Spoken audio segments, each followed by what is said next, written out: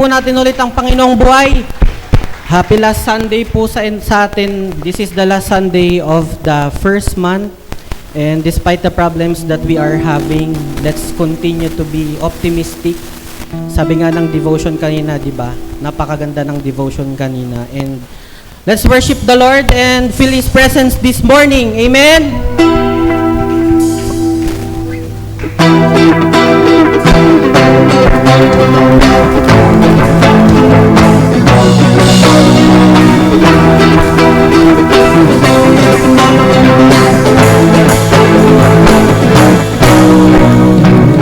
Reaching for the prize of giving everything.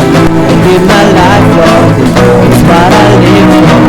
Nothing would take me from all that you have done. My head up, I live for you. Greater is He that's living in me than He that is in the world.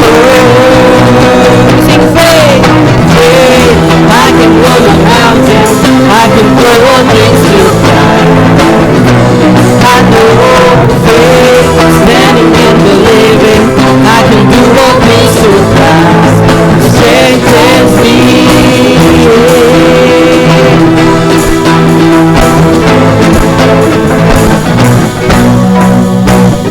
Reaching for the prize, I'm giving everything. I give my life for it, it's what I live for.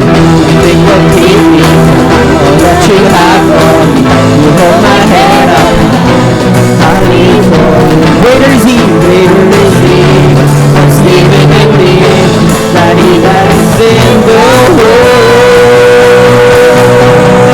Faith, I can move the mountain, I can do all things through Christ.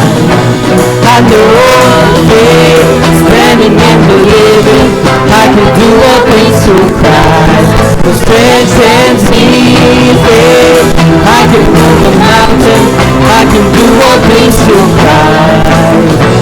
I know faith, standing in the living, I can do all things through Christ, who strengthens me.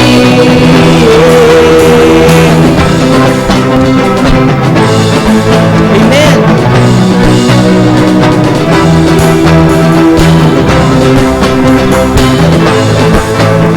Let's continue to give Him praise. Greater is He that's living in me than He that is in the world.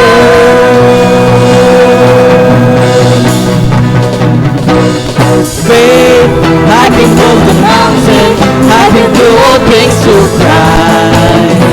I know faith, standing in believing, I can do all things through Christ, who strengthens me. Faith, I can move the mountain, I can do all things through Christ. I know faith, standing in believing, I can do all things through Christ, who strengthens me. Hallelujah! Let's continue to give Him praise. Today is a new day, so we will say goodbye yesterday.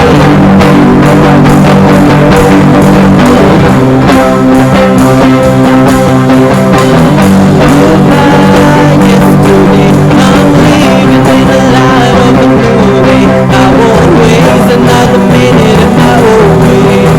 Praise the Lord, I'm feeling good.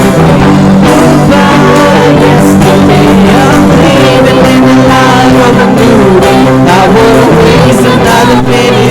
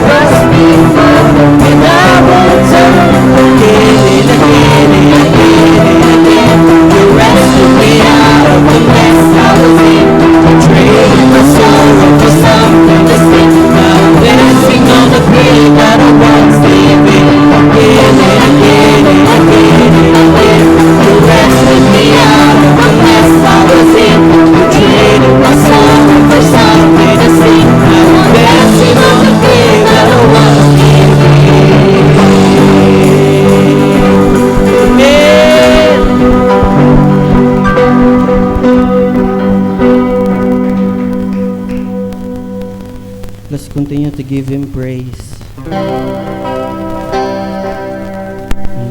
Hallelujah, Father God. We ask you this morning, Lord God, to give us faith, Panginoon,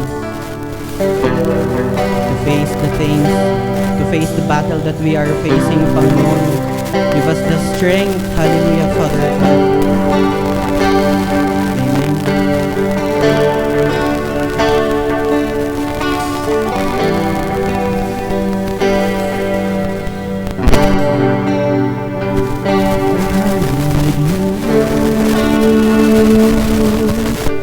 Soften my heart, break me apart. I need you to open my eyes, see that you're shaping my life.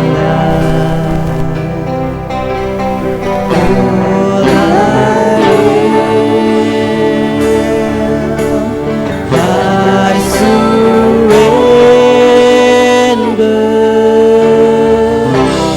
Me faith to trust what you say,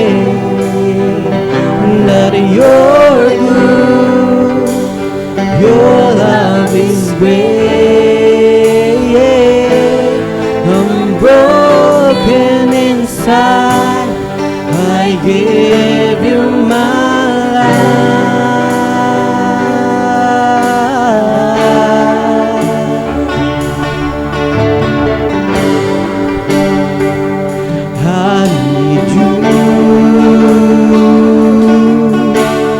soften my heart, break me apart. I need you to pierce through the dark, cleanse every part of me. All I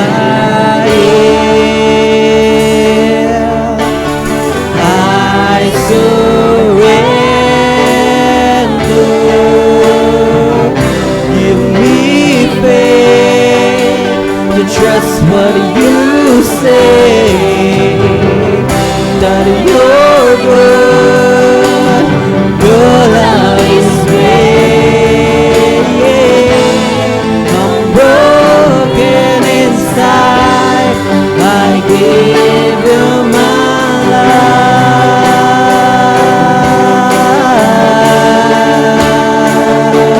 Give me faith, to trust what you say, that you're good, your love is great. I'm broken inside, I give you my life.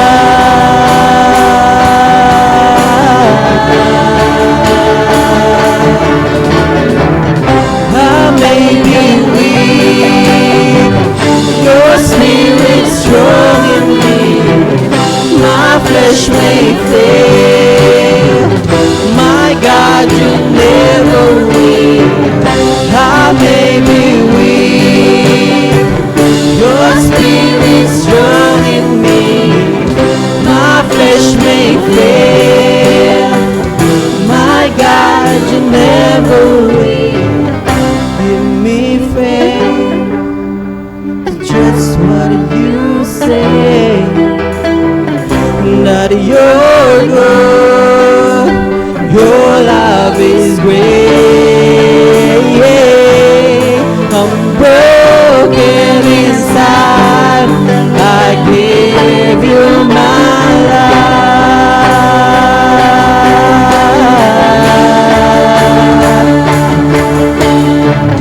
Give me faith to trust what you say,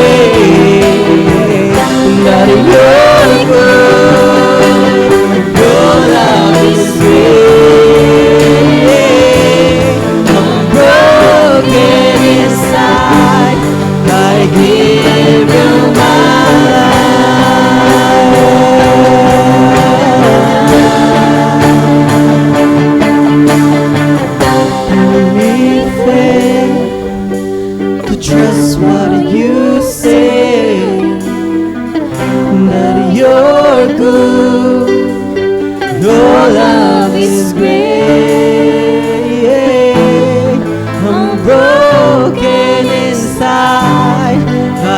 give you my life.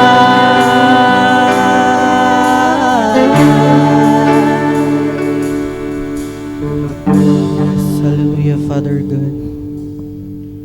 We know that in your name, Father, there is faith. When we say your name, Panginoon, there is healing. When we say your name, Panginoon, we are no longer in fear, Panginoon. Hindi na kami natatakot. Panginoon, hindi na kami natatakot sa kahit anong kasakitan dahil sa pangalan mo, Panginoon, there is always healing.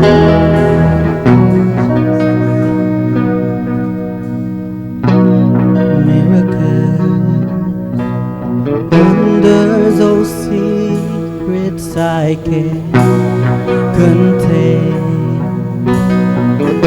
They unfold when I speak your name.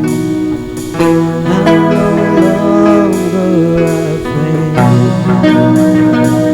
Oh God,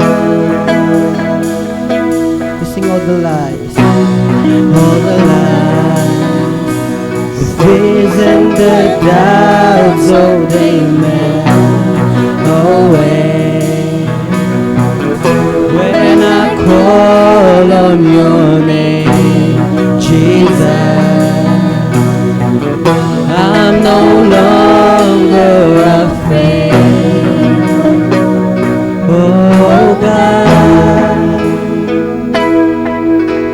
in worship I will recall your faithfulness true we know.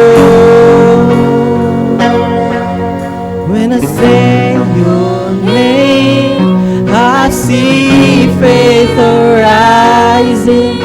When I say your name, my fears they come crashing. When I say your name, you're drawing me your embrace.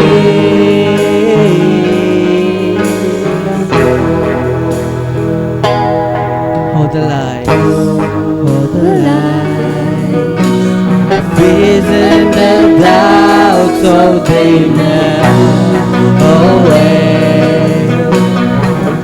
when I call on your name, Jesus.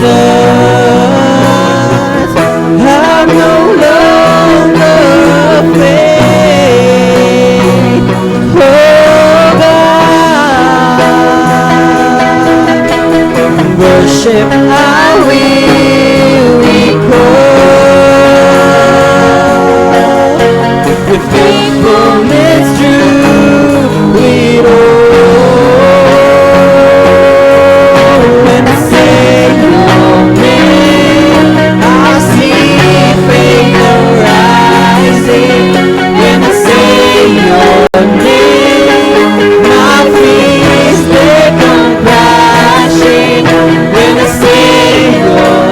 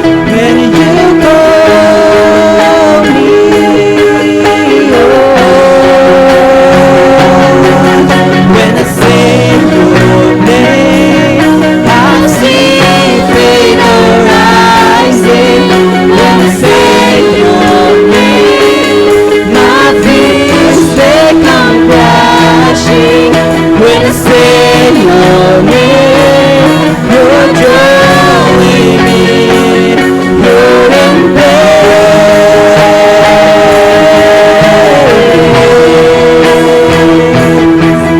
When I sing your name, we know there is healing. When I sing your name, we're no longer lacking. When I sing your name, you're drawing in your embrace.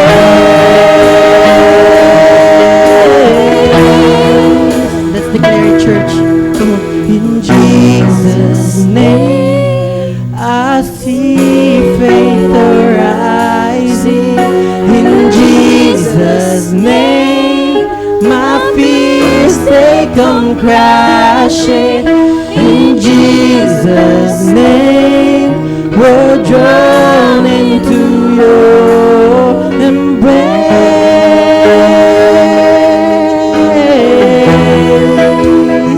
Declare, church, in Jesus' name, we know there is healing. In Jesus' name, we're no longer lacking.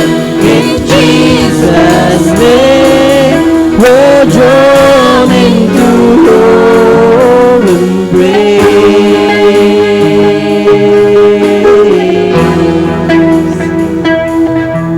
Oh, Father, let's continue to worship Him, church. Come on.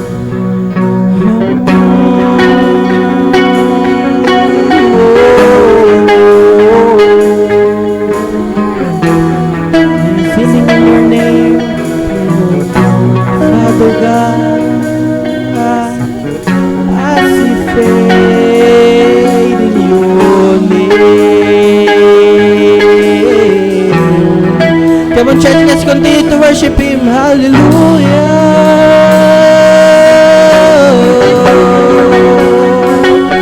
Call on your name. Speak healing, Panginoon. Hallelujah, Father God.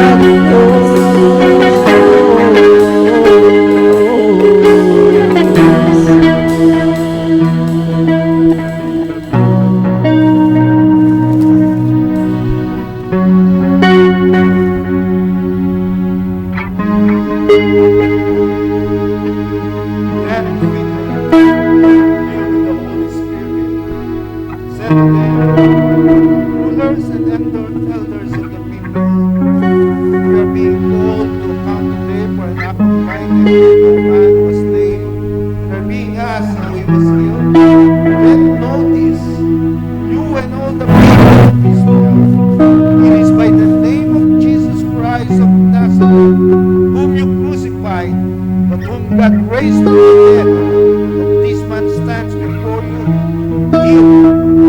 Jesus is the stone you builders rejected, which has become the cornerstone. Salvation is found in no one else, for there is no other name under heaven given to mankind, but by which we must be saved. For Jesus is the only way, the only truth, and the only life. Let us pray. Father, we honor the name you have given us, the name of our Lord and Savior Jesus Christ, the name of our healer, the name of the Lord of Lords, and the name of the King of Kings.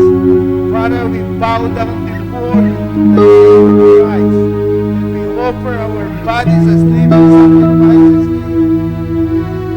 in the name of Jesus Christ. Father, this morning, we honor you, we glorify you, and as like the song that we sang earlier, it's us to trust your word. For it is in your word, Lord, that we are healed, we have hope, and we have been blessed, and we will go to heaven, Lord, because of your word. So, Father, today, we honor you, we honor the Father, the Son, and the Holy Spirit, and we honor your word, the Holy Scriptures. We pray all this in Jesus' name.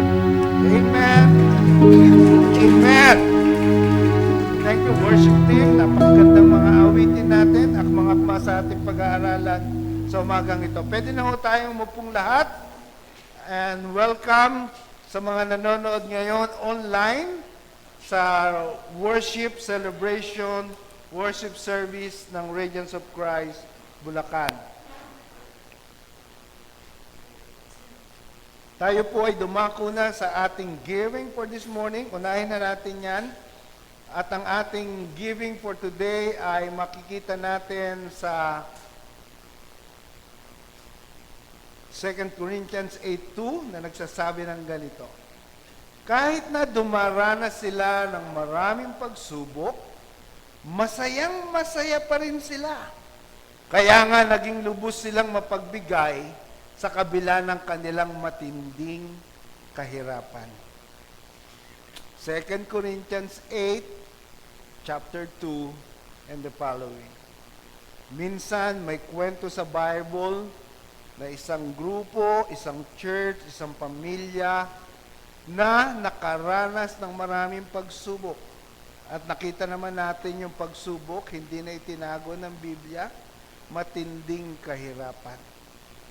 Pero ito'y parte ng buhay at kalooban ng Diyos sapagkat pinatitibay nito ang pananampalataya nating lahat. Ang hindi naapektuhan sa kanila yung pagiging masayahin. At hindi lang masaya. Ang sabi ng Bible, masayang masaya.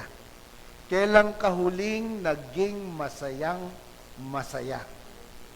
Everyday dapat masayang masaya tayo. Hindi lang kung kaarawan mo, o mayroong kang regalo, o mayroong kang pera, o nung nakaraang Pasko. Ang kasiyahan po ay hindi nasusukat sa kung meron ka o wala. Sapagkat ang kasiyahan ay bunga po ng ating relationship sa Panginoong Hesukristo. Kaya kahit maraming pagsubok, katulad nung nabasa natin, kahit matindi ang kanilang kahirapan, hindi sila naapektuhan ng kasiyahan. Pag masaya ang tao, ano nangyayari? Pag masaya ang tao, mapagbigay yan. Di ba? Sino sa inyo rito ang masayang masaya? Ibig sabihin, honestly, kapag ikaw masaya, nagiging generous ka. Yung mga taong dumanas ng kanilang bonus ng Christmas, talagang sa kanilang kasiyahan, ibinahagi ito at ibinigay pa. Remember si Brother Mark, na asawa ni Ate Sol? Masayang-masaya siya nung first time niya rito na araw ng ating Christmas celebration. At sa kanyang kasiyahan, ay nagbigay pa nga at nagparapol ng cash. Masayang-masaya siya. Lalo na napangasawa si Ate Sol. Kaya't ang kasiyahan nating kapatid ay magbibigay sa atin ng pagiging mapagbigay. Hindi ito apektado ang ating pamumuhay. Ang ganda nito. Kung meron tayong gagayahin sa Bible, itong church in Macedonia. Kaya tayo po'y manalangin ngayon, Panginoon, masayang masaya po kami. Hindi lang po halata sa aming mga mukha, pero masayang masaya po kami. Sapagkat nakapagbibigay pa rin kami, nakakatulong sa mga mahihirap, at nagiging daluyan po ng inyong pagpapala. Lord, Ikaw po ang nagbibigay ng buhay at kasiyahan. Matindi man ang kahirapan namin, marami man kaming pagsubok, hindi po nangangahulugang malungkot na rin at mahirap na rin ang aming giving. Sa iyo namin iniaalay, Lo Panginoon, gamitin po ninyo sa inyong kaluwalhatian sa pangalan ni Jesus. Amen. Let us give. At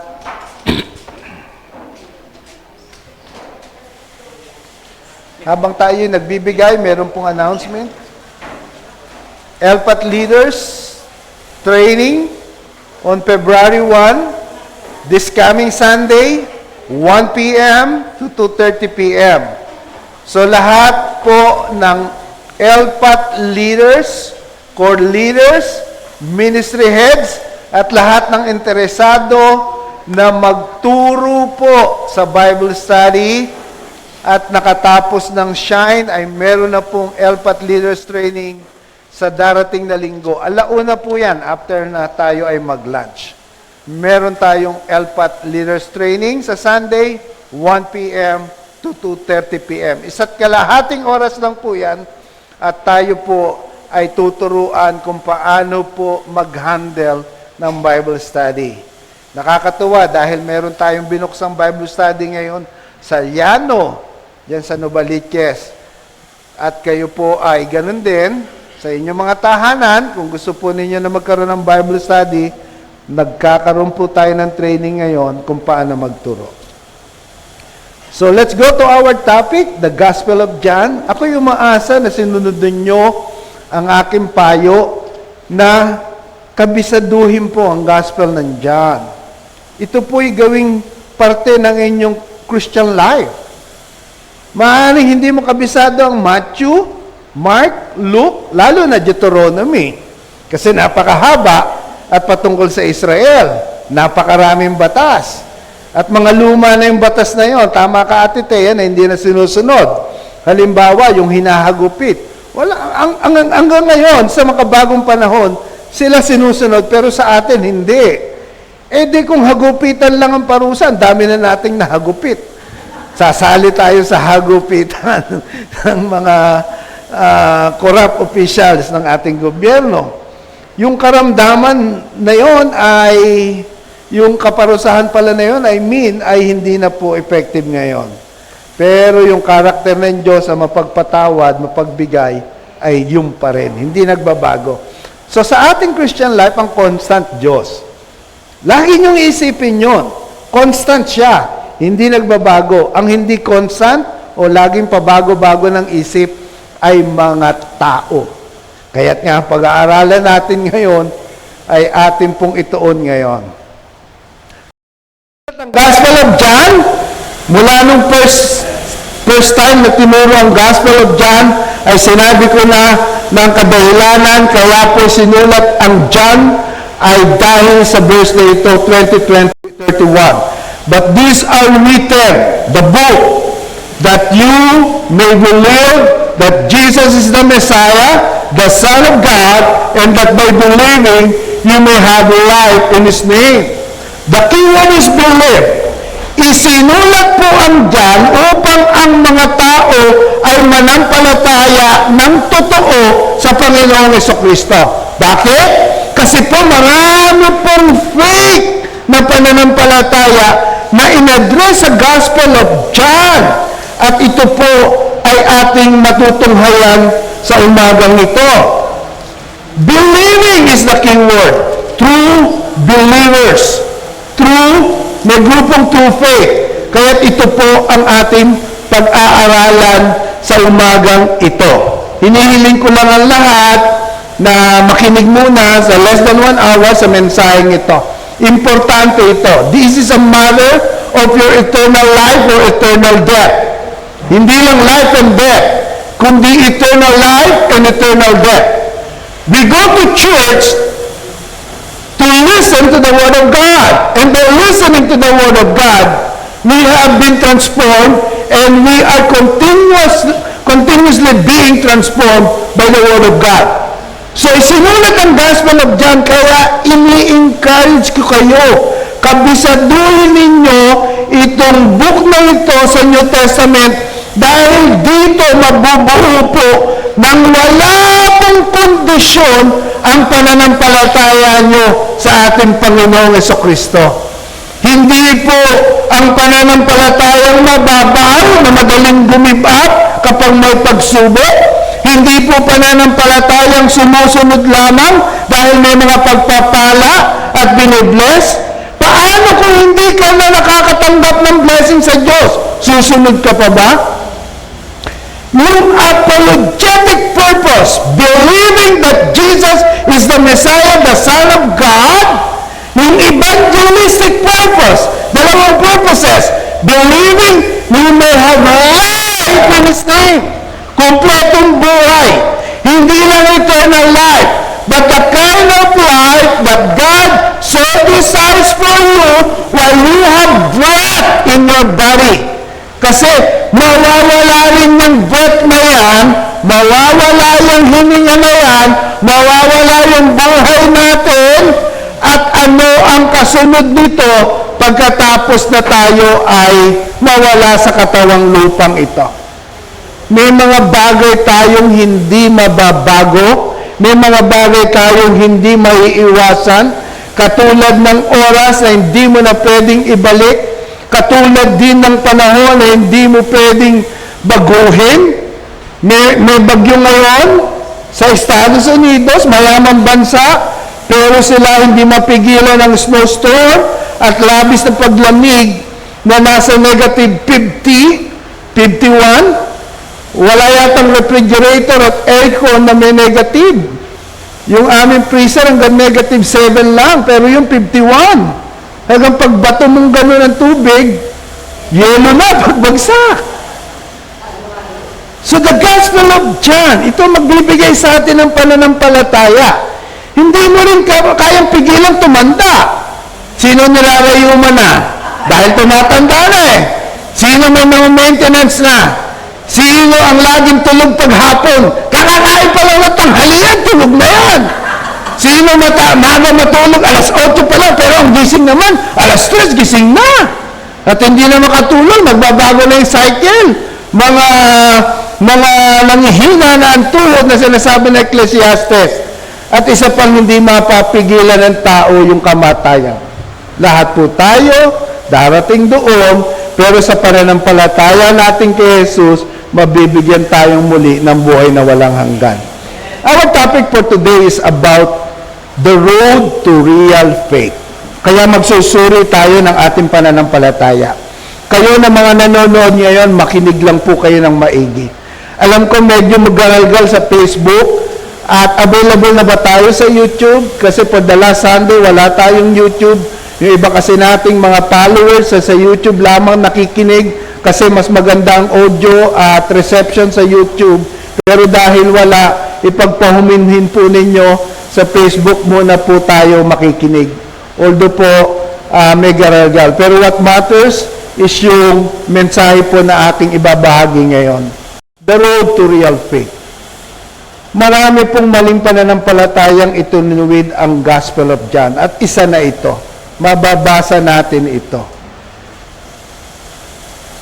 John 2:23-24, nadaanan na natin yan. Mali ito. When Jesus was in Jerusalem for the Passover feast, many people believed in Him because they saw the miracles He did. But Jesus did not believe in them because He knew them all. Ilang believe ang nabasa natin? Dalawa. Yung unang believe, tumutungkol sa mga tao na nanampalataya kay Jesus. Many people believe in Him. Pero yung pangalawang believe, negatibo ang dating because Jesus did not believe in them. Imagine, nananampalataya kay Jesus, pero si Jesus hindi nananampalataya sa kanila.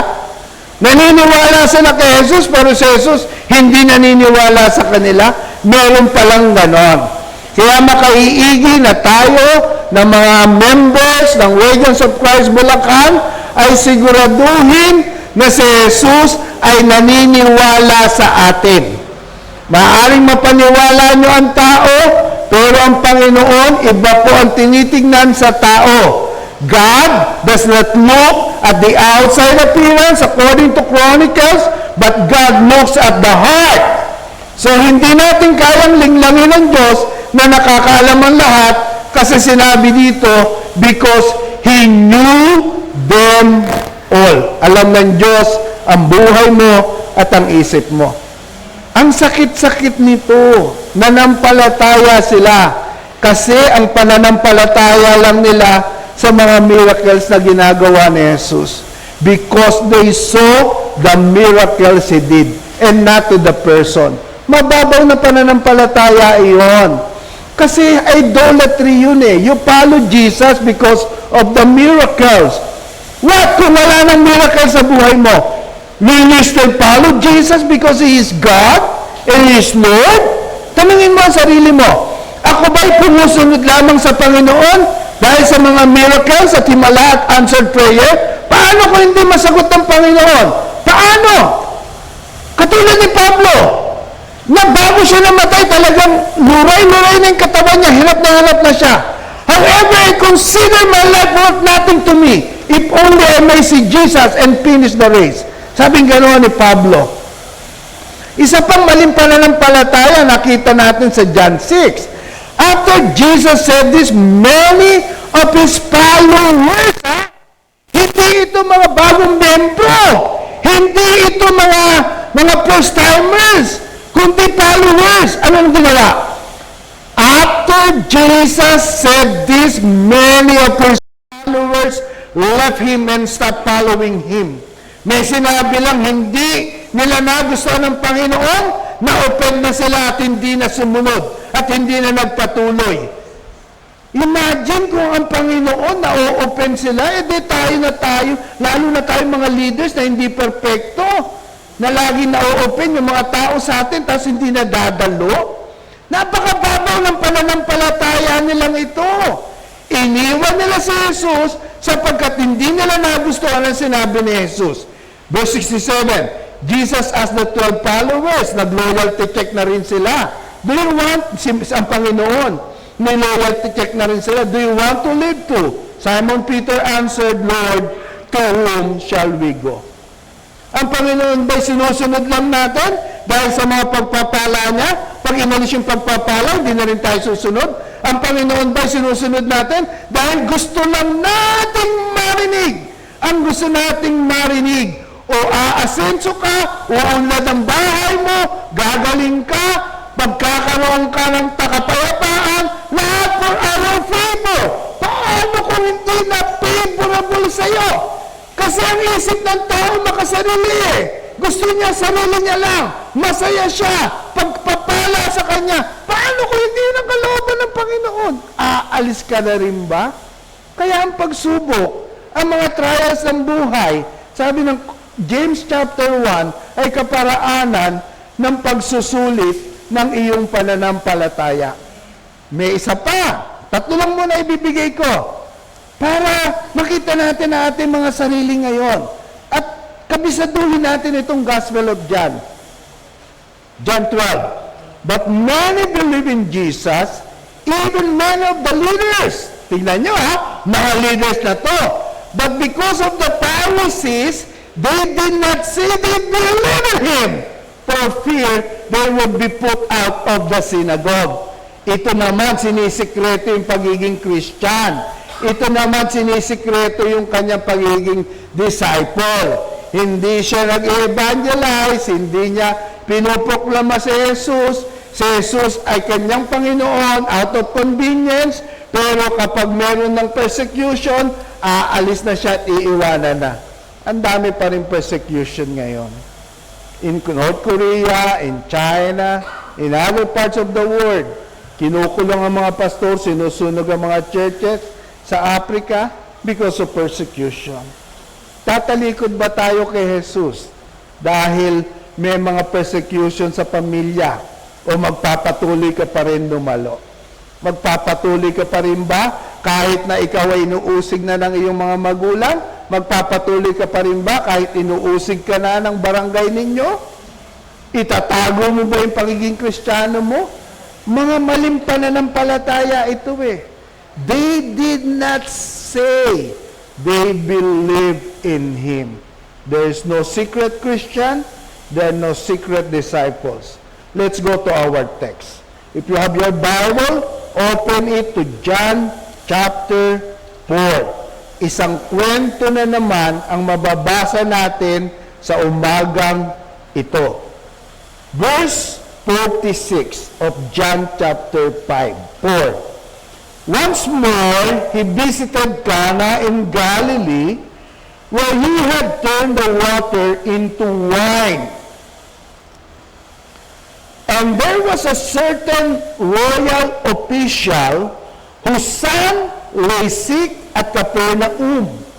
When this man heard that Jesus had arrived in Galilee from Judea, he went to him and begged him to come and heal his son who was close to death.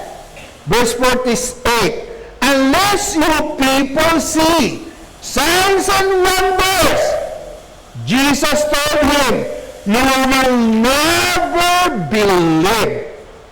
The royal official said, sir, come down before my child dies. Go, Jesus replied. Just one word. Go. Your son will live. The man took Jesus at his word and departed. While he was still on the way, his servants met him with the news that his boy was living. When he inquired as to the time when his son got better, they said to him, yesterday at 1 in the afternoon, the fever left him.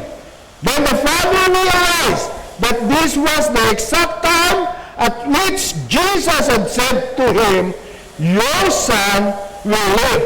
So he and his whole household believed. Verse 54, this was the second sign Jesus performed after coming from Judea to Galilee. Second sign, second miracles. There are only 7 miracles Jesus performed in the Gospel of John, and the 7 signs or 7 miracles authenticate his being Lord and King and Son of the living God. Ano yung una? Yung una, John chapter 2, he turned the water into wine. Yung pangalawa, itong chapter 4, the healing of the royal official son. Yung pangatlo sa John chapter 5, the healing of the paralytic. Yung pang-apat, the feeding of the 5,000 in John 6. At yung panglima also in John 6, walking in the water. At yung huli and seventh ay yung blind Bartimaeus o yung blind man. Wala sa John na pangalan na pinagaling ng Panginoon. At yung huli ay si Lazaro na binuhay niyang muli sa John 11. Tatlong bagay po mula sa ating teksto sa John chapter 4. So yung ating isip ngayon, sabi ng John 20:31, isinulat lahat ito upang manampalataya ang tao kay Jesus na siyang Messiah, King, and the Son of the living God. And that by believing we may have life. Doon muna tayo sa una. Kailangan maging 100% ang pananampalataya natin kay Jesus. Hindi mababaw, hindi pa imbabaw, hindi out of convenience, lalong hindi po peke na sinabi doon sa 3 kwento na nabasa natin. Ngayon, napakaganda ng lesson na ito kasi nga po, itutuwid naman ito ang pananampalataya natin kay Jesus. 3 things. From crisis to Christ. That's number 1. And number 2, from conviction to confidence. Ibig sabihin, from your own personal evaluation and then nagkaroon ka ng faith. And number 3, from confirmation to celebration. These are very important points. Kaya tunghayan natin yung number 1, from crisis to Christ. Basahin po natin ang ating text. Jesus went again to visit Cana in Galilee, where he had changed the water into wine. One of the king's important officers lived in the city of Capernaum, and his son was sick. When he heard that Jesus had come from Judea to Galilee, he went to Jesus and begged him to come to Capernaum and heal his son, because his son was almost dead. 7 miles away, yung Capernaum, doon sa Cana, Galilee, na kung saan ang Panginoon ay naroon. Parang nagpunta uli siya doon sa Santa Mesa, Manila. Samantalang narito siya sa San Jose del Monte, sa Barangay Santo Cristo. Mga minamahal, ang lupain noon ay napakalawak at nilalakad lamang. Tingnan ninyo ang sitwasyon. Mahirap ba yung ama? Hindi. Bakit niya nasabing hindi? Kasi official siya. Ang tabi ng Bible, royal official. Ang sabi ng ibang version, siya ay isang leader sa kanilang lugar. Maaaring siya ay barangay captain, maaaring siya ay konsehalo, mas mataas pa dito, o mayor, o board member, na merong katungkulan. Ibig sabihin, hindi siya mahirap. Meron siyang panggastos. Pero dumating sa punto na nagamit niya na lahat ng option na meron siya, kaya lumapit siya kay Jesus. Ngayon, sasabihin ninyo, ba't sinabi sa Bible, lagnat lang ang sakit? Hindi po lagnat yun. Meron ng doktor noon, meron ng medisina noon, meron ng siyensya noon, meron ng gamot at ospital, pero hindi pa po kumpleto yung mga terminologies katulad na pag ikaw ay nagpa-check up. Talagang i-google mo pa, ano ba itong napakahabang salita na ito? Rheuma lang pala ang sinasabi. Meron pang sinasabing rheumatitis, kung ano-ano pa. Walang term nun eh. Ang kanilang senyalis ng sakit lagnat. Katulad din naman ngayon, pag may lagnat ka, meron ka ibang sakit. Nilalagnat ang taong nagkakaroon ng cancer. Nilalagnat ang taong nagkakaroon ng pagdudumi. Kasama yan eh. In-injection na lang ang bata, binakunahan lang, nilagnat na. Nagningipi ng bata, yung sakit na yun, nilalagnat na siya. Ikaw naman, napapagod ka, at may masakit sa likod mo, may masakit, kasi narito ang mga kidney mo, lalagnatin ka rin. Ang lagnat po senyalisan ng lahat ng sakit. Kaya lang kanyang sinabi, ngayon, let's go to the person. Kasi tayo ito eh. Lumalapit lang ba tayo kay Kristo kapag wala na tayong magawa sa buhay natin? O siya muna yung dapat nating unang lapitan bago natin gawin yung ibang option? Darating ang pagkakataon, mga minamahal. Kayo, mga nanonood ngayon.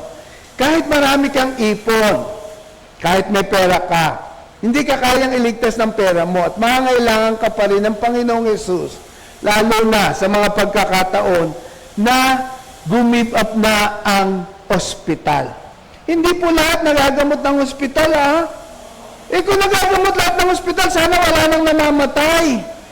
Ang dami nating mga miyembro na nagpa-ospital pero namatay din eh. Ang daming mga nagkaroon ng sakit pero wala rin. Bumoble pa gastos dahil iba pa yung pagpapalibing at pag-aasikaso ng burol. Ibig kong sabihin, may mga pagkakataon, kapatid, na kapag gumib up na ang ospital, meron kang pananampalataya na dapat mong pairalin. Dahil ang Panginoon, hindi siya limitado ng dunong ng tao. Siya lang umimbento lang lahat ng ito eh. Hindi ko sinasabing huwag ka magpa-hospital ha. Uy, magpagamot ka, magpa-check up ka. Kung kailangan mo ng maintenance, mag-maintenance ka na. Kasi dyan haba ang buhay mo. Lahat po yan, blessing ng Panginoon. Yan, doktor, medisina, siyensya, gamot. Lahat po yan, blessing yan, 100%. Kaya kung meron kang hanap buhay, una mo nga hanapin, HMO, may HMO ka. At ihanapin mo yung merong +1, +2, +3. Upang lahat kayo sa pamilya magkaroon ng HMO, may insurance ka. Kahit anong sakit, pwede ka magpagamot, may limitado lamang ang iyong membership benefit, limit, MBR. Ngayon, mga minamahal, ang sinasabi ko rito, itong royal son official na ito, itong son ng royal official, sigurado naman ako nagpagamot na yan eh. Pinatawag niya na yung espesyalista. Pero, meron pa rin pagkakataon sa buhay niya, makakailanganin niya si Jesus. His son was almost died. Sino rito namamatay sa lagnat? Di ba hindi naman nakakamatay ang lagnat? So grabe ang sakit nitong bata na to. May sakit siya at almost dying ang bata, and then eto na si Jesus. Walang personal encounter yung tatay kay Jesus. Narinig niya lamang sa kabilang barangay, nung nagpunta sa Jesus doon, gumawa ng himala, naubusan sila ng inuming alak para sa kanilang kasal na made out of juice. fresh, hindi fermented, hindi alcoholic. Kaya nga, yun ang kanilang pinakatubig sa kasal, katulad na meron na tayo ngayong mga sagugulaman at mga juices na nilalagay mo at iniinom.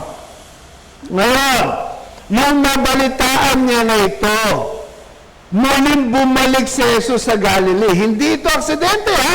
Kasi may plano ang Panginoon.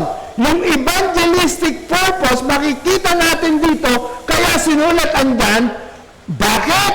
Kasi hindi lang itong tatay ang naligtas, kundi buong pamilya niya.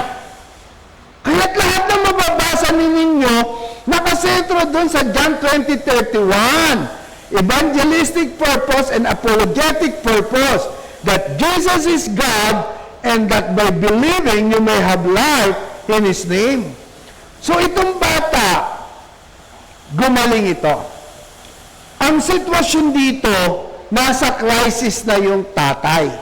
Wala na talaga siyang option. Dead end na siya. Wala na siyang mapuntahan. Mga minamahal, kung wala ka nang matawagan at mapuntahan, available ang Panginoon 24/7. Hindi siya natutulog, hindi siya busy. Ang kailangan lang natin manalangin. Call unto me, God says, and I will answer thee and will show you things that you have not even seen in your whole life. Yun yung inawit nating signs, miracles, and wonders in the name of Jesus Christ. Kapatid, hindi ka mananatili sa krisis. Hindi ka mananatili sa karamdaman na yan. Hindi ka mananatili sa kahirapan na yan. Sapagkat mayroong Diyos na kapag tinawag mo ay tutugon sa iyong mga pangangailangan. When we heard that Jesus had come from Judea to Galilee, he went to Jesus, and what did he do? He begged him. He pleaded for his mercy. Maawa kayo, Panginoon, sa akin. To come to Capernaum. Sige na, Lord. Maaaring may kabayo to, may karwahe. At hindi palalakarin si Jesus ng 7 milya o 11 kilometro. And heal his son because he was almost dying. His son was almost died. Almost dead. Almost dying. Sino sa mga Biblia ang nagmakaawa kay Jesus na nakaranas? Ito minsan ang kulang sa atin eh. Kaya hinahayaan ng Lord na magkaroon tayo ng crisis upang tayo maging mapagkumbaba. Maging mapagkumbaba dahil hindi lahat kaya nating gawin. Hindi lahat ay kayang mangyari ayon sa gusto natin. Kapatid, ang crisis ay pagpapatunay na may limitasyon ng tao at walang limitasyon ng Diyos. Ang crisis ay pagpapatunay na mahina ang tao at malakas ang Diyos. Ang mga crisis sa buhay ay pagpapatunay na tayo'y tao at may Diyos na lumikha sa atin. Kasi kung walang Diyos na lumikha sa atin, ay ano ngayon ang tinutuklas ni Elon Musk? Pampahaba raw ng buhay. At sa mga darating na panahon, after AI, ay madudugtungan ng buhay ng tao at mabubuhay siya ng mahigit 100 taon. I doubt. Sapagkat nakatakda na sa Biblia na ang tao ay mabubuhay lamang 70 taon hanggang 80 taon. At kung meron man lumagpas doon, ay na meron na silang extra sa Panginoon. Talagang alagang-alaga na yung kanilang katawan. Talagang puro gulay at prutas lang ang kinakain nila. Walang canned food, walang mga kung ano-anong mga nakakaharm ng ating katawan. Christ is to Christ. Alam niyo, sabi ng Bible, consider it pure joy, my brothers, when you are involved in various trials, because you know that the testing of your faith produces endurance. Anong definition ng Bible sa trials? Testing of faith. In the same manner, na kapag may problema ka, baguhin mo yung definition. Kasi ang tao, kapag may problema, ang unang nangyayari sa kanya, iiyak, gi-give up, luluha, aayaw. Madidepress, mag-suicide, aayaw, aalis na. Para bang yung runaway bride na nabalita na pinag-ukulan natin ng panahon at ng resources ng ating pulisya na malaki lang pala ang problema kaya tumakas sa problema. Yung mga ganon, kapatid, baguhin mo yung definition mo ng problem. You change. Sabihin mo, problem not to put you down but an opportunity to experience God's power and God's blessing. In the same manner na ang trials is an opportunity upang mates ang ating pananampalataya. Kita niyo yung drawing ko? Maraming anak. Laging nagmamalaki sa magulang. Talagang demand ng demand.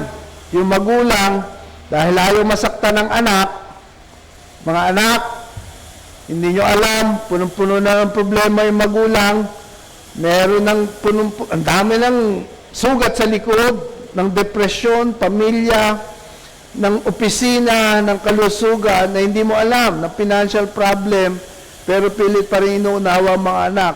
You are correct, I am sorry. Lahat ng tao at magulang na narito ngayon may mga battle sa buhay, at ang pinakagagawa ng anak ay maging masunurin at maging supportive sa kanilang mga magulang. Wala nang iba pa. Siguro yung itest na to ng pananampalataya sa ating mga magulang, huwag nating sabihin ang ating anak ang pagsubok. Mahal natin sila eh. You know, like the attitude of Lea Salonga para sa kanyang anak, of course, unconditional ang pagmamahal natin sa mga anak. Pero marami tayong mga problema, mga magulang na hindi hindi alam na ating mga anak, I am with you. I know the feeling. I know. At alam ng Diyos ang mga dala-dala ninyong bigat, lalo na kayo ng mga nanonood ngayon, wala nga kayong pamasahe para magpunta rito. Napakabigat ng problema dahil itinatabi nyo pambaon bukas ng bata, ng anak ninyo. Alam ng Diyos ang lahat ng mga problema natin. Let us not give up. This is the testing of our faith. Alam niyo, ang kwento ng buhay, isa cycle lang yan eh. Mahirap kayo ngayon, pinagsikapan nyo makatapos sa mga bata, pag nakatapos na yan, hindi pwedeng hindi aangat ang buhay nyo. Magiging daluyan niya ng pagpapala. Pag mamalaki na yung mga bata, talagang yung mga magulang naman ang aalagaan nila, kundi man bigyan ng magandang bahay at bagong lugar, may sasakyan, at pinagbabiyahe abroad. Sinong gusto magulang na ganon? So, meron wag time. Yung mga hirap natin ngayon, yung mga sakripisyo natin ngayon, kasi ang dami mga magulang talagang dumadaing sa gastusin, ay nakikita po ng ating Panginoon. Kahit anong gawin? Ito na naman yung masayang-masaya, oh. Consider it masayang-masaya kapag ikaw ay nasa various trials. Saan yung Bible, ha? Saan natin nabasa kanina yon? 2 Corinthians 8. Sino author? Si Pablo. Sino author ng James? Si James. Ano unang sinulat? James. Patay na si James, si Pablo, hindi niya pa nasusulat yon. Pero yung theology, yung pagkaunawa, yung pananaw sa pananampalataya at sa buhay, para sila. Maging masayang-masaya ka kapag meron ka mga pagsubok dahil mapalad ka. Dahil sinusubok ng Panginoon ang pananampalataya mo kung ito may genuine. Eh kung katulad tayo nung nasa John chapter 6, iniwanan ng Panginoon. Eh kung katulad tayo nung nasa John chapter 4, na hindi bumilib sa kanila ang Panginoon. Eh kung katulad tayo nung isa pa, na itinatago yung pagiging Christian. Alam niyo, pag tinatago ang pagiging Kristiyano, hindi rin nagtatagal yun. Dapat yun inilalahad. In your dealings with your customers, with your classmates, with the people around you, in your barangay, they have to know that you are a Christian. Kasi mahirap po ngayon. Marami ang mga nililitaw pang Kristiyano talaga, may mga alanganin sa kanilang ginagawa. I talked to one person at nagtatanong, bakit meron akong kaibigan na born again pero meron siyang kinakasama bukod sa kanyang asawa? Di ba? Nandun naman lahat sa Bible yun eh. Genuine ba yun? By their fruits you shall know them. Kaya tayo ng mga nananampalataya at nakikinig nito, kapatid.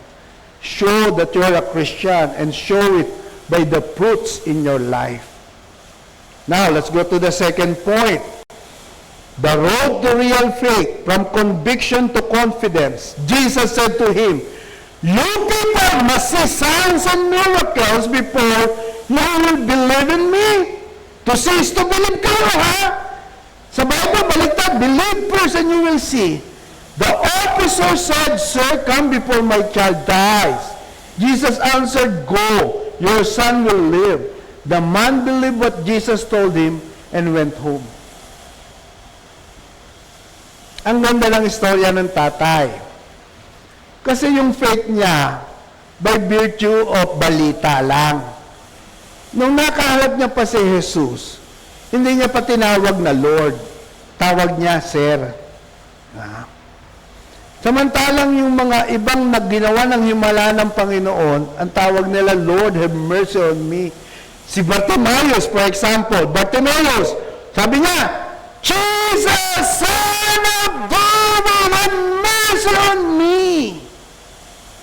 Eto, Sir, come before my child dies. Anong nakita ni Jesus dun sa tatay? Nakita ni Jesus yung namumuong pananampalataya sa tatay at yung pagmamahal nito sa kanyang anak. Napakalambot ng puso ng Diyos para sa mga magulang na gustong mapabuti ang kanyang mga anak.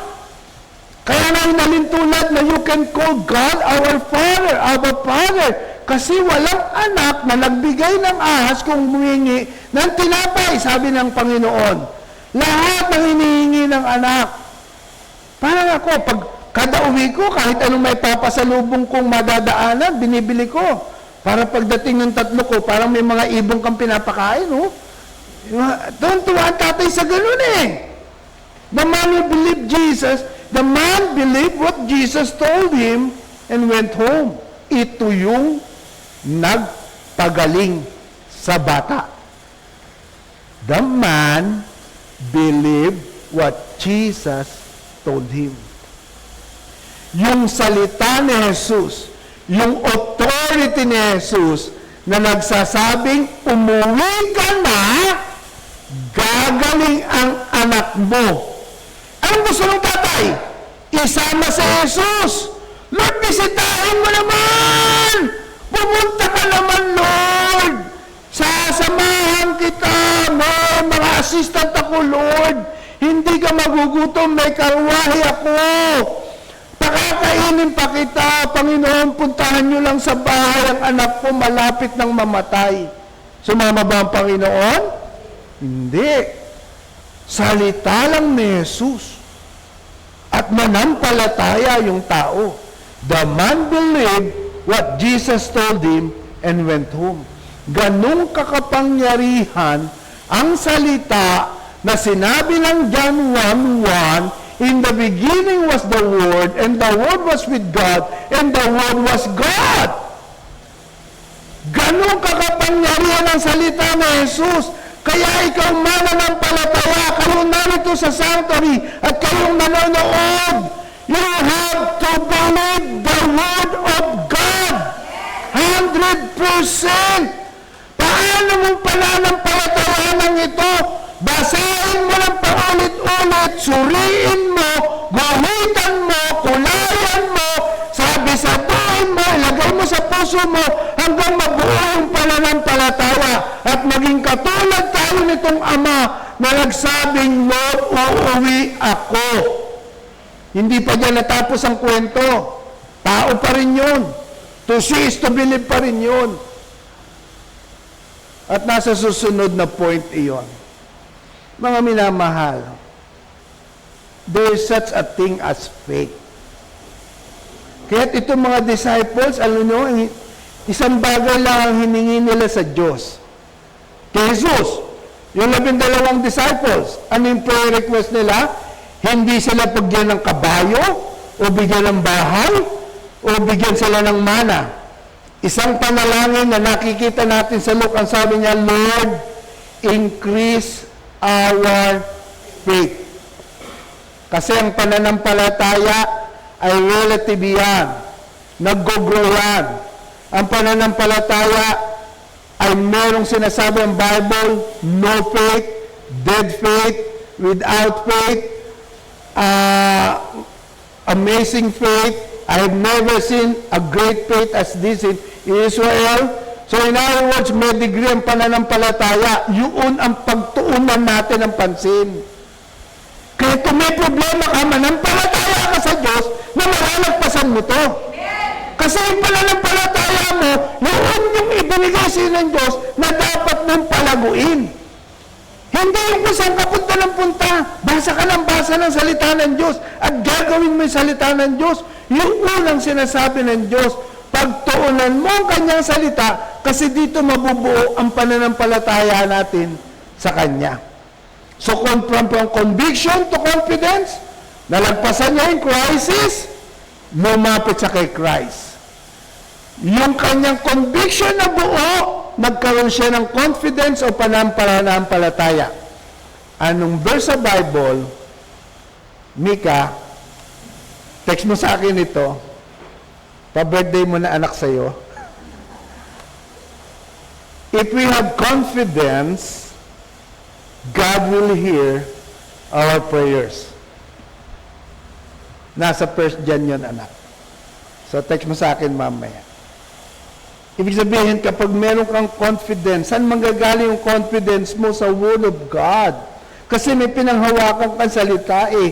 Itong tatay na to may pinanghawakan salita. Lakad siya, lakad. 7 miles pa uwi. Ano lang ang lagi niyang iniisip? Sabi ng Panginoon, go and my son will be healed. Go and my son will be healed. Baka nga nakapaggawa na siya ng musika. Out of that, go and my son will live. Baka nagrarap pa yan eh. Para yun lang lagi niyang minimeditate hanggang makauwi siya sa bahay. Jesus, go! Sabi niya, go and my son will live. Napakagandang mensahe. Now, let's go to the third. From confirmation to celebration. On the way, the man's servants, kita niyo, mayaman ha, dami niyang kasambahay. Hindi lang isa, plural. On the way, the man's servants came and met him and told him, your son is alive! Buhay siya! The man asked, the officer, the father asked, what time did my son begin to get well? They answered, yesterday at 1 o'clock, the fever left him. The father knew that 1 o'clock was the exact time that Jesus had said, your son will live. So the man and all the people who live in his house believe in Jesus. Ako habang binabasa ko ito, sa Greek word, yung believe nung negative faith sa John 2, yung believe ng fake faith sa John 4, yung believe na mali doon sa John 11, parehas ng Greek word. Ito, lahat ng sambahan niya nanampalataya at walang sinabing mali ang pananampalataya nila. Kasi ang pananampalataya nila ay yung sinabi ng ama, ng opisyal, na si Jesus ay nagsalita, ang sabi niya lang, go and your son will live. Doon pa lang, yung pananampalataya nila nakatungtong sa salita ng Diyos. At yun ang tamang pundasyon ng pananampalataya. Itong banal na salita ng Diyos na ito, ang pundasyon ng lahat ng pananampalataya dito sa lupa. Kaya hindi mo pwedeng sabihin may pananampalataya ako na hindi mo tinutunghayan itong Word of God na ito. Bakit ito ang pundasyon mo, itong tungtungan mo? Alisin mo yan, maghigiba ang pananampalataya mo. Ano yung kwento? Meron bang nagtayo ng bahay sa buhanginan? Naitayo niya ito, pero sa isang agos lang, lagpak yan. Yung nagtayo ng bahay sa batuhan. Parang sinasabing, ang kanyang bahay ay may ayos na pundasyon, which is the rock, which is Jesus, which is the Word of God. Mga minamahal, go back to the Word of God. Go back to the Gospel of John. You meditate every story, every line, every sentence. You color everything na makapangungusap sa iyo para mabuo ang pananampalataya mo. Hindi mo kailangang marami. It's a personal thing. Just you and the Holy Spirit. You sit down, you pray. In the middle of the night, ikaw lang mag-isa. Manalangin ka kay Jesus at tunghayan mo ang Gospel of John at basahin mo ng dahan-dahan ang kanyang salita hanggang ito'y tumimo sa puso mo at maging katulad ng Hebrews 4 that the Word of God is living and active, sharper than any two-edged sword. So the man and all the people who live in his house believe in Jesus. Signs, miracles. Nangyari na naman yung John 20:31. That these are written that you may believe that Jesus is the Messiah, the Son of God. Because these people believe on Jesus Christ because of this wonderful miracle. So ang gawin ninyo, ilan yung miracle na sinabi ko? 7. Nakadalawa na tayo. Yung wedding at Cana, i-meditate mo yun. Mananampalataya ka sa ginawang himala ng Panginoon doon. Tapos napunta ka na rito. Mananampalataya ka rin at ang iyong sambahayan dahil salita ito ni Jesus. Ngayon, basahin mo, balikan yung ibang mga miracles. The healing of the blind, the feeding of the 5,000, the raising of Lazarus from the dead. Yun ang huling sign. Lalo na kapag may edad ka na. Nasa sunset ka ng buhay mo. Kasi yung himala na muling pagkabuhay ni Lazarus ay himala rin ng muling pagkabuhay ng sinumang namatay kay Jesus with a glorified body because Jesus said, I am the resurrection and the life. He who believes in me will live even though he dies. Kaya nga ang saya-sayang maging Christian. Kung genuine na, kung ang pananampalataya natin kay Jesus, ang sarap-sarap maging Christian. Kasi hindi ito apektado ng sitwasyon eh. Kontento ka sa buhay mo. Kontento ka sa lahat ng ginagawa mo. Meron kang security. Hindi ka insecure na tao. You're secure because you believe Jesus. Siya yung nagbibigay sa iyo ng meaning ng buhay. Siya yung nagpapasaya sa iyo. Hindi mga external factors, kundi inside of you. Nabasa niyo yung message ko, born twice. We need to be born twice. One is physical death, the second is spiritual birth. Physical birth, spiritual birth. All people need to be born from above, to be born of God. That's another miracle that proves that Jesus is God because wala tayong participation ni ano pa man sa salvation natin. Kahit gumawa ka ng kabutihan sa iyong kapwa, kailangan mo pa rin sa Jesucristo para magsabi sa iyo na ikaw nga ay makakaranas ng buhay na walang hanggan. Mga minamahal, sa inyong discussion this morning, ay inyo pong basahin itong discussion question na ito. Bakit madalas ay kailangan muna nating dumanas na matinding krisis o kawalan ng pag-asa bago tayo tunay na lumapit at magtiwala sa Panginoon? Kaya na nating sagutin yan. Baka nga ikaw yan, naging true to life mo eh. Pangalawa, paano natin malalaman kung ang ating paglapit sa Diyos ay udyok ng tunay na pananampalataya o udyok lamang ng takot sa ating mga problema? Ang gandang bulay-bulayin yan. Kasi may mga lumalapit sa Diyos dahil takot lang sa problema niya. Hindi takot na yun ay maging dahilan ng kanyang kawalan ng pananampalataya sa Diyos. At sa crisis sa buhay, common sa lahat ng tao, na kapag nakaranas siya ng sakit, tsaka siya lalapit sa Diyos. Prayer here, prayer there, asking prayer, pray for me, ganito ang sitwasyon ko ngayon. Pero pag walang sakit yung tao, hindi lalapit sa Diyos, yun lang kasi ang common eh. Kasi pag may pera siyang papa-hospital siya. I have a friend, siyempre may pera sila, may cancer yung asawa, dinala pa sa China, there's an hospital there, sabing ganon, I forgot the hospital, pero may cancer treatment doon, naubos ang ₱1,000,000 nila, pero nawala rin yung kanyang asawa. Mga minamahal, kayong lahat na narito ngayon,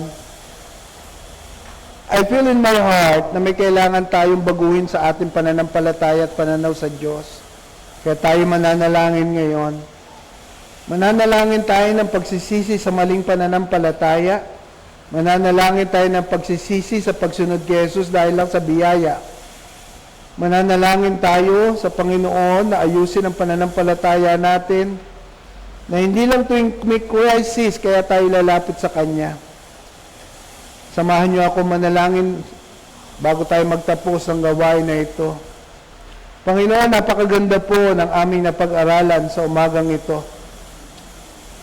Tumitimo sa puso ko, Lord. Tumitimo sa kaibuturan ng aking pagkatao ang bawat salitang naranasan ko. Lord, ano man ang mali sa pananampalataya namin, Lord, baguhin po ninyo. Hindi lang ikaw ang Diyos ng kasiyahan, ikaw din ang Diyos ng kalungkutan. Hindi lang ikaw ang Diyos ng kagalakan, ikaw din ang Diyos ng kapigatian. Hindi lang ikaw ang Diyos ng kagalingan, ikaw din ang Diyos ng karamdaman. Hindi lang ikaw ang Diyos ng kasaganaan, ikaw din ang Diyos ng kahirapan. Lord, ang pananampalataya namin hindi subjected, Lord, sa mga nararanasan namin. Maging genuine ito, Lord, sa iyo.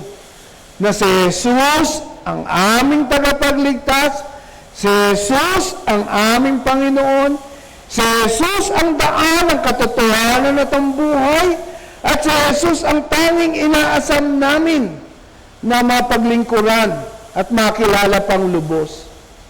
Lord, I pray for the people, Lord, listening to this message sa pamamagitan po ng aming pinag-aralan ngayon, maitama ang anumang maling pananampalataya at pagsunod sa amin. Lord, wag mo pong itulot na maging katulad kami na nasa John 6, mga followers na sila, pero dahil sa simpleng offensement ay iniwan ng Panginoon. Lord, ituwid mo ang aming buhay.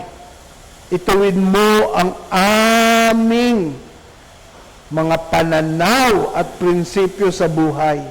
Lahat ng ito kayang baguhin ng iyong salita.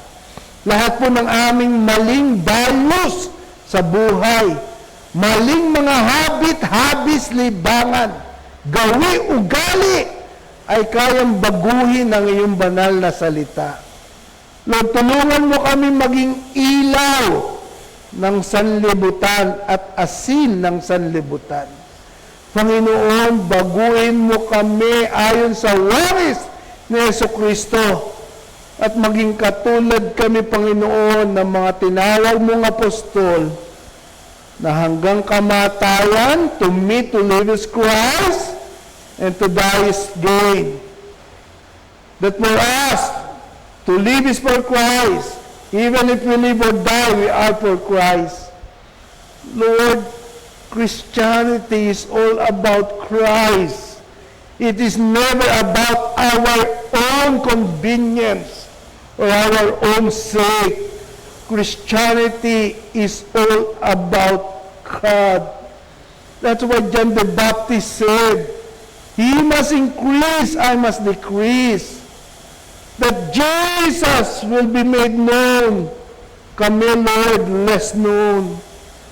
That Jesus will be lifted up at kami, Panginoon, even to tie or untie tie your sandals. We are not worthy to do it.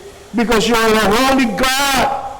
And we are sinners, simple human beings, deserving of hell and death. But you chose, Lord, to love us, give us new life, and transform us into your likeness. So, Father, this morning, a realization, Lord, that church faith is all about Christ in your word. Teach us, Lord, to anchor our life on your word. May the word of God be the foundation of our every human being, Lord. The very being, every fiber of life inside of us. Word of God, Panginoon, ang siyang maangat at magninga sa amin.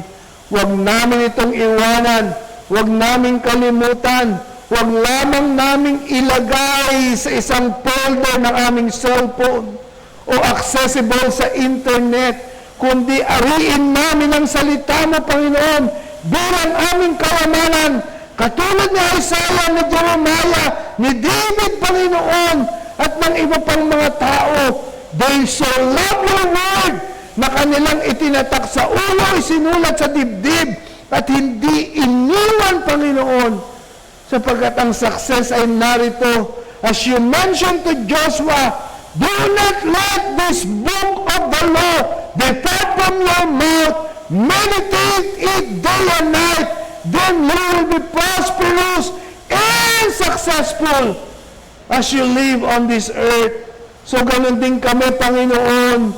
Lord, ang salita mo, Panginoon, ang aming buhay at pagkain sa araw-araw. Lord, turuan mo kami mag-invest sa isang Biblia na wala pang 1,000 ang halaga para mapasa amin at dala namin kung saan man kami magpunta. Hindi lang sa pagtulog o paggising sa umaga, kundi magbiyahe man kami sa tren, sa aeroplano o sa bus at jeep, ay meron kaming Biblia na binabasa habang kami natatraffic. Lord, turuan mo kami na kabisaduhin ang Gospel of John from chapter 1 to chapter 21 upang ang pananampalataya namin kay Jesus ay maging ganap, that Jesus is the Son of God, that Jesus is the Messiah, and that by believing we will have life, the Zoe and the bio life inside of us. So Lord, thank you for this morning. Thank you, Lord. May your name be glorified continually in our lives, in our families, and in our hearts. We give you the glory and honor in Jesus' name. And let us say, Amen and Amen.